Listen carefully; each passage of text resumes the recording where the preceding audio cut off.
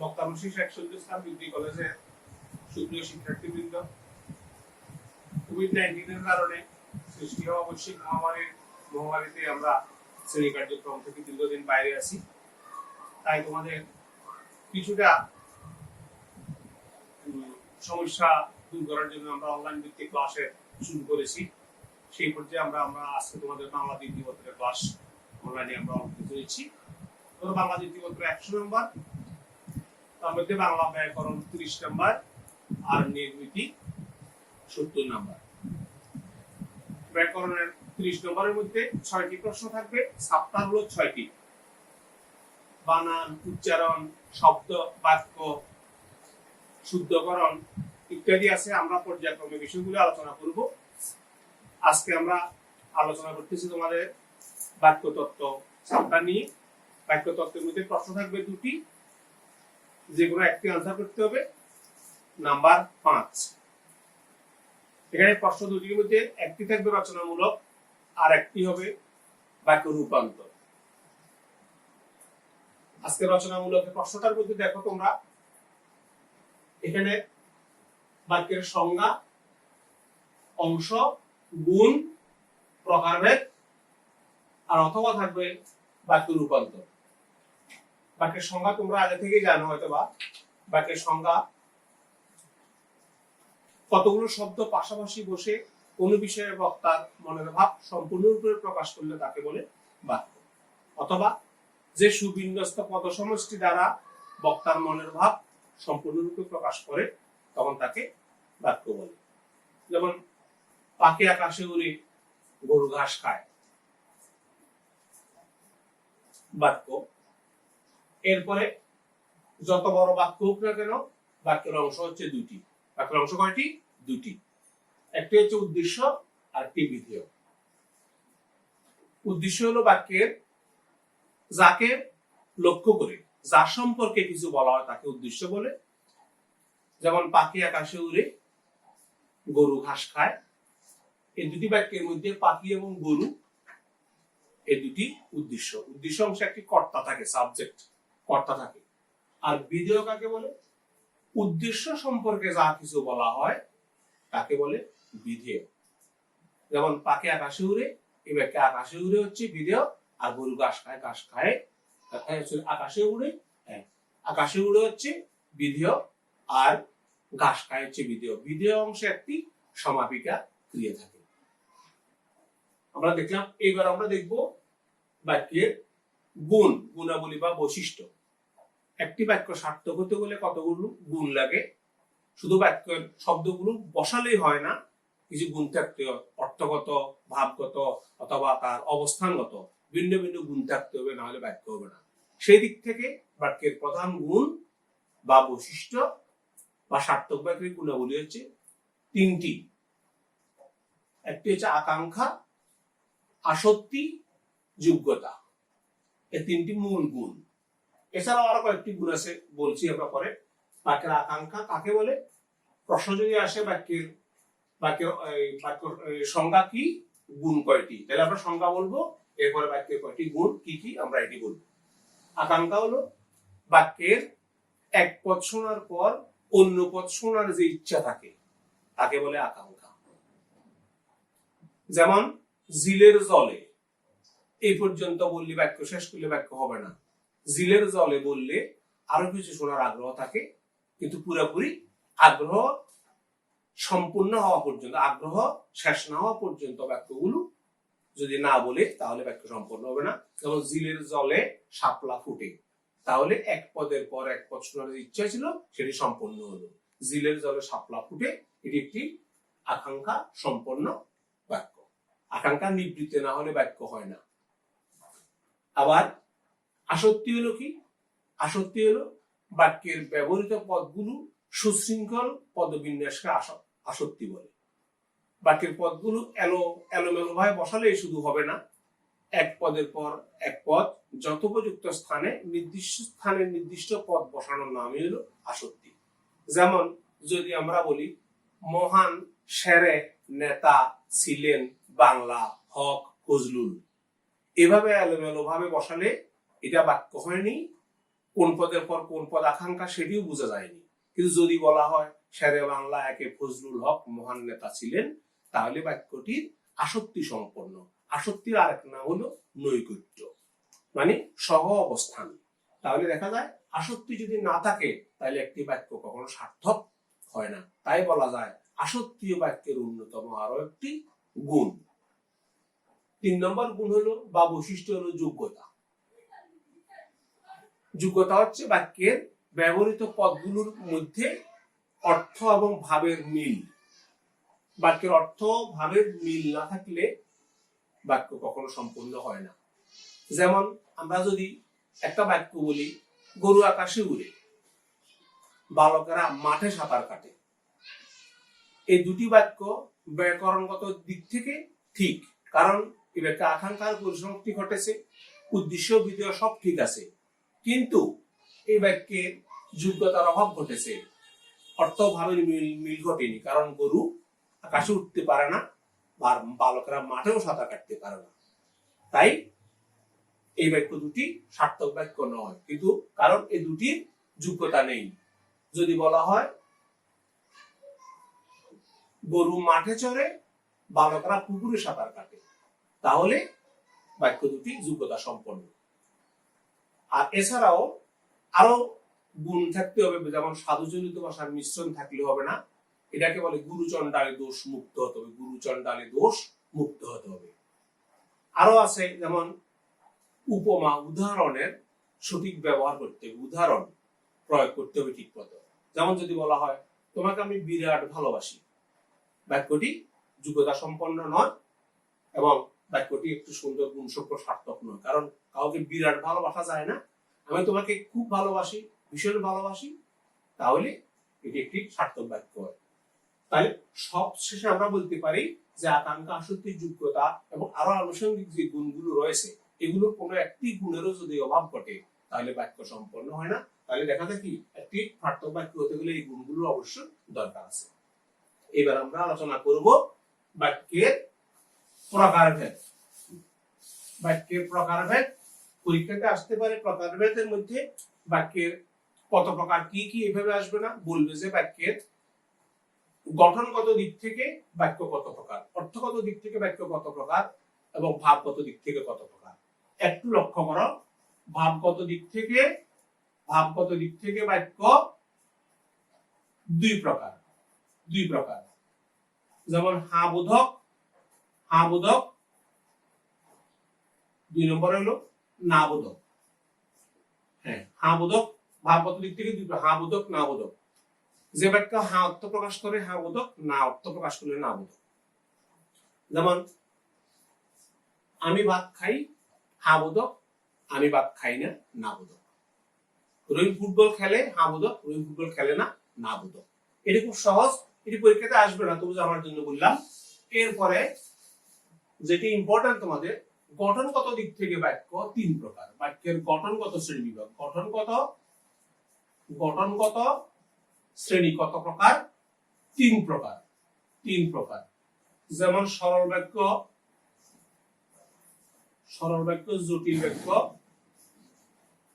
জটিল বা মিশ্র বাক্য। 3 নম্বর হচ্ছে যৌগিক বাক্য। তাহলে বাক্যের গঠনগত শ্রেণী 3 প্রকার: সরল বাক্য, জটিল বাক্য, যৌগিক বাক্য। আমরা দেখব সংজ্ঞা এবং এক প্রকার বাক্য থেকে অন্য প্রকার বাক্যে রূপান্তরের পদ্ধতিও আমরা দেখব। সরল বাক্য হলো কোনটি? আমরা দেখেছি অংশ দুটি। যে বাক্যে একটি উদ্দেশ্য, একটি বিধেয় থাকে তাকে বলে সরল বাক্য। যেমন যদি বলি বসন্তে কোকিল ডাকে, এখানে একটি উদ্দেশ্য, একটি বিধেয়। কোকিল হচ্ছে উদ্দেশ্য আর বসন্তে ডাকে বিধেয়। সরল বাক্য। ঈদে আমরা বাড়ি যাই, বসন্তে কোকিল ডাকে, বর্ষায় ব্যাঙ ডাকে। এই বাক্যগুলি সরল বাক্য। সংজ্ঞাটা আবার বলছি, যে বাক্যে একটি উদ্দেশ্য, একটি বিধেয় থাকে তাকে সরল বাক্য বলে। জটিল বা মিশ্র বাক্য, যে বাক্যে দুটি বাক্য মিলে, অর্থাৎ একটি যে বাক্যে একটি আশ্রিত বাক্য আরেকটি প্রধান খণ্ড বাক্যের উপর নির্ভরশীল হয়ে একটি বাক্য গঠন করে। জটিল বাক্য তাকে বলে জটিল বাক্য। অর্থাৎ এই বাক্যের দুটি অংশ, আগের অংশটিও সম্পূর্ণ সার্থক নয়, পরেরটিও পূর্ণাঙ্গ বাক্য নয়। দুটি বাক্য একটা অন্যটার উপর নির্ভরশীল হয়ে একাত্রে অর্থ প্রকাশ করা তাকে বলে জটিল বাক্য। জটিল বাক্য করার সময় একটা নিয়ম আছে, কিছু পদ ব্যবহার করতে হয়, এগুলোকে বলে সাপেক্ষ সর্বনাম। সাপেক্ষ সর্বনাম, যেমন আগে বলছিলাম ঈদে আমরা বাড়ি যাই, বলতে হবে এখানে যখন ঈদ আসে তখন আমরা বাড়ি যাই। এই বাক্যের আগে এবং পরে যোগ করতে হবে সাপেক্ষ সর্বনাম, যেগুলিকে বলা হয় যখন, তখন, যে, সে, যাকে, তাকে, যিনি, তিনি, যদি, তবে, যেহেতু, সেহেতু। এই শব্দগুলো ব্যবহার করলে বাক্যকে দুটি অংশ করলে তখন তা হয়ে যায় জটিল বাক্য। যেমন যখন ঈদ আসে তখন আমরা বাড়ি যাই। তারপরে যখন বর্ষা আসে তখন ব্যাঙ ডাকে। গতকাল যিনি এসেছিলেন তিনি আমার ভাই। যদি পরিশ্রম করো তাহলে উন্নতি লাভ করতে পারবে, যদি পড়ালেখা করো তাহলে ভালো ফলাফল করতে পারবে। এগুলো জটিল বাক্যের উদাহরণ। তাইলে পরস্পর নির্ভরশীল দুটি বাক্য যখন একটি বাক্যে পরিণত হয় তখন তাকে জটিল বাক্য বলে। যৌগিক বাক্য লক্ষ্য করো। যৌগিক বাক্য হলো দুটি স্বাধীন বাক্য, সম্পূর্ণ স্বাধীন বাক্য অব্যয়ের মাধ্যমে যোগ হয়। সংযোজক অব্যয় হইতে পারে, বিয়োজক অব্যয় হইতে পারে। স্বাধীন বাক্য যেমন সেখানে দুটি সরল বাক্য হইতে পারে, দুটি সম্পূর্ণ সরল বাক্য, দুটি সম্পূর্ণ জটিল বাক্য হইতে পারে, একটি সরল একটি জটিল মিলে হইতে পারে। অর্থাৎ দুটি পূর্ণাঙ্গ স্বাধীন বাক্য মাঝখানে অব্যয়ের দ্বারা যুক্ত হয় এবং দুটি একসাথে একই বাক্যে পরিণত, তাকে বলে জটিল, তাকে বলে যৌগিক বাক্য। যেমন বসন্ত আসে এবং কোকিল ডাকে, অথবা প্রতি বছর 16 ডিসেম্বর আসে এবং আমরা তখন বিজয় দিবস উদযাপন করি। এইভাবে এটাকে বলে যৌগিক বাক্য। তাহলে আমরা কি দেখলাম? বাক্যের গঠনগত শ্রেণী বিভাগ দেখলাম আমরা। এরপরে যেটি হলো বাক্যের অর্থগত শ্রেণী বিভাগ। এটিও তোমাদের জন্য ইম্পর্টেন্ট, প্রায় সময় এই দুটি প্রশ্ন পরীক্ষাতে বারবারে আসে। বাক্যের অর্থগত শ্রেণী বিভাগ। অর্থগত শ্রেণী বিভাগ হলো 5 প্রকার। কত প্রকার? 5 প্রকার। কোন কোন বাক্যের কোন বইতে 7 প্রকার আছে, থাকলেও এটা ওই 5 প্রকারের মধ্যেই এগুলো এসে যায়। 5 প্রকার অর্থগত। 1 নম্বর হচ্ছে বর্ণনামূলক। বর্ণনামূলক বা নির্দেশক বলা হয়, নির্দেশক বাক্য। 2 নম্বরে হচ্ছে প্রশ্ন সূচক, প্রশ্ন সূচক বা প্রশ্নবাচক। 3 নম্বরে অনুজ্ঞা, অনুজ্ঞা সূচক, অনুজ্ঞা সূচক। এরপরে 4 নম্বরে বিস্ময় সূচক, বিস্ময় সূচক। 5 নম্বরে প্রার্থনা বা ইচ্ছা, প্রার্থনা বা ইচ্ছা সূচক বাক্য। ইচ্ছা সূচক বাক্য। খেয়াল করো, বর্ণনামূলক বাক্য, প্রশ্ন সূচক, ইচ্ছা, অনুজ্ঞা সূচক, বিস্ময় সূচক, প্রার্থনা। অর্থগত দিক থেকে বাক্য কত প্রকার? 5 প্রকার। বর্ণনামূলক বাক্য বা নির্দেশক বাক্য কোনগুলো? তোমরা ইংরেজিতে পড়েছো অ্যাসার্টিভ সেন্টেন্স। এগুলোই যে বাক্যে কোন বিষয়, বস্তু, ব্যক্তি সম্পর্কে বর্ণনা দেওয়া হয় তাকে বলে বর্ণনামূলক বাক্য। যেমন বাংলাদেশ নদীমাতৃক দেশ, বললাম বসন্তে কোকিল ডাকে, বর্ষায় ব্যাঙ ডাকে। তারপরে এই বর্ণনামূলক বাক্য হওয়ার দুটি শাখা আছে। দুটি শাখা, একটা হল অস্তিবাচক, অস্তিবাচক, আর হলো যে নেতিবাচক। বাক্য রূপান্তরের সময় এই ধরনের আসবে, অস্তিবাচক বাক্য থেকে নেতিবাচক বাক্যে রূপান্তর করো, এভাবে তোমাদের আসতে পারে। তাহলে বর্ণনামূলক বাক্য হলো কি? যে বাক্যে কোনো বিষয়, বস্তু, ব্যক্তি সম্পর্কে বর্ণনা দেওয়া তাকে বর্ণনামূলক বাক্য বলে। আর বর্ণনামূলক বাক্য 2 প্রকার, অস্তিবাচক, নেতিবাচক। তাই অস্তিবাচক বর্ণনা কোনগুলো, নেতিবাচক বর্ণনা কোনগুলো দেখো। অস্তিবাচক বর্ণনা হলো যে কোন বিষয়বস্তু ব্যক্তি সম্পর্কে স্বীকৃতি দান করা, যেমন সরাসরি। আর অস্তিবাচক বাক্যের মধ্যে কোনো না জাতীয় শব্দ থাকবে না। যেমন যদি বলি যে কেউ, দেখো এই এখানে যেমন বলি তারা এখন ঘুমে, তারা এখনো ঘুমে, কেমন? আর নেতিতে কি হবে? তার উল্টাটা, যেমন এই তারা ঘুমে ঠিক, তবে যে বাক্যে অস্বীকৃতির ভাব প্রকাশ করা হয়, তারা কেউ জেগে নেই। আবার আরেকটা উদাহরণ, অস্তিবাচক বাক্যে রহিমের স্বাস্থ্য ভালো, নেতিবাচক বাক্যে রহিমের স্বাস্থ্য মন্দ নয়। অস্তিবাচক বাক্যে যেমন সে সত্য বলেছে, নেতিবাচকে সে মিথ্যা বলেনি। অস্তিবাচকে সে মিথ্যাবাদী, নেতিবাচকে সে সত্যবাদী নয়।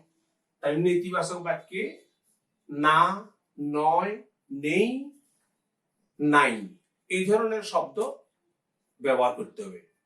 এরপরে দেখো প্রশ্নসূচক বাক্য। প্রশ্নসূচক বাক্য তোমরা জানো, যে বাক্যে কোনো প্রশ্ন করা হয়, জিজ্ঞাসা করা হয়, তাকে প্রশ্নসূচক বাক্য বলে। যেমন তোমার নাম কি, আজ কি বার।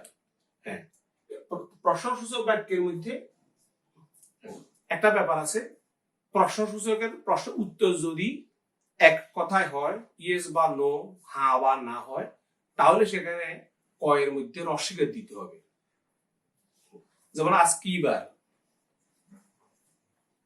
যেমন এই তুমি নাস্তা করেছো কি, কলেজে যাবে কি, রস্বীকার। কিন্তু যদি বলে তুমি আজ সকালে কি খেয়েছো, তাহলে দীর্ঘিকার। যেমন কি শোভা, কি ছায়া গো, কি স্নেহ, কি মায়া গো। উত্তর যদি বর্ণনামূলক হয় তাহলে সেই প্রশ্নবাচকের কয় দীর্ঘিকার হবে, আর উত্তর যদি হয় হ্যাঁ না, তাহলে কয় রস্বীকার হবে। এরপরে দেখো অনুজ্ঞাসূচক বাক্য। অনুজ্ঞাসূচক মানে আদেশ, নিষেধ, উপদেশ ইত্যাদি যদি দেওয়া হয় কাউকে, এরকম করা হয়, তাহলে বলে অনুজ্ঞাসূচক বাক্য। অনুজ্ঞাসূচক, যে বাক্যে কোনো আদেশ, নিষেধ, অনুরোধ, উপদেশ ইত্যাদি দেওয়া হয় তাকে বলে অনুজ্ঞাসূচক বাক্য। যেমন বৃষ্টিতে ভিজো না, মনোযোগ দিয়ে পড়ালেখা করো ইত্যাদি বাক্যকে বলা অনুজ্ঞাসূচক বাক্য। বিস্ময়সূচক বাক্য।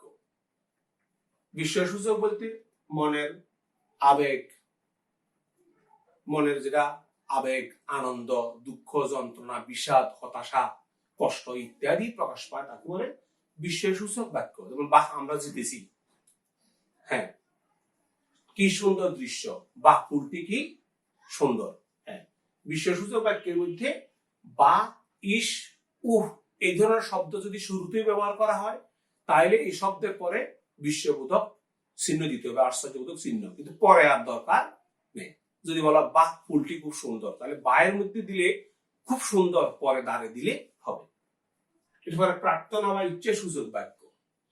হ্যাঁ, তোমরা যেটাকে বলো অপটেটিভ সেন্টেন্স, প্রার্থনা বা ইচ্ছাসূচক বাক্য, যে বাক্যে কামনা, বাসনা, মনের ইচ্ছা, চাওয়া, দোয়া ইত্যাদি প্রকাশ পায়, সেই বাক্যকে বলে ইচ্ছাসূচক বাক্য। যেমন বাংলাদেশ দীর্ঘজীবী হোক, আল্লাহ তোমার মঙ্গল করুন, ভালো ভালো ফিরে এসো। এই ধরনের মঙ্গল কামনা, মনের কামনা, বাসনা, ইচ্ছা যদি প্রকাশ পায়, তাহলে বাক্যগুলোকে বলা হয় ইচ্ছাসূচক বাক্য। তাই আজকে আমরা পড়ালাম কি, আজকে আমরা আলোচনা করলাম বাক্যের সংজ্ঞা, অংশ দেখলাম, বাক্যের গুণ বা বৈশিষ্ট্য, বাক্যের প্রকারভেদের মধ্যে ভাবগত দিক থেকে দুই প্রকার দেখেছি, হ্যাঁ বোধক, না বোধক। গঠনগত দিক থেকে দেখেছি আমরা বাক্য তিন প্রকার, সরল বাক্য, জটিল বাক্য, যৌগিক বাক্য।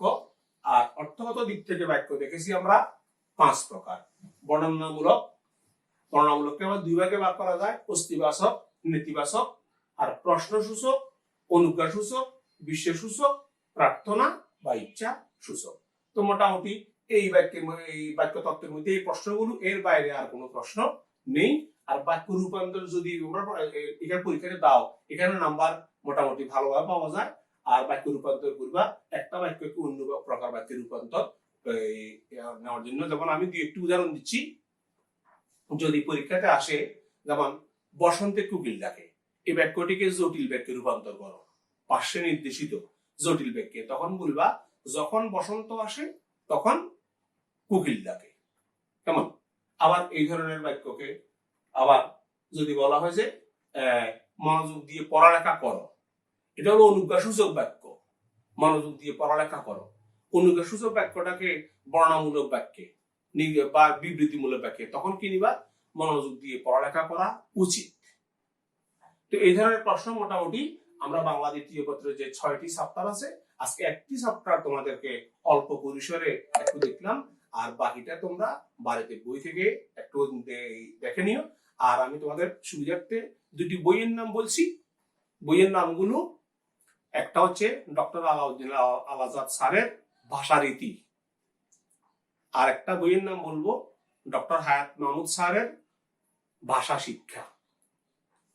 এই দুটি বইয়ের মধ্যে যে কোনো একটি বই তোমরা সংগ্রহ করবা আর ওই বই থেকে তোমরা দেখবা। তো ঠিক আছে, ভালো থাকো আর সবাই ঘরে থাকো, স্বাস্থ্যবিধি মেনে চলো। আল্লাহ হাফেজ।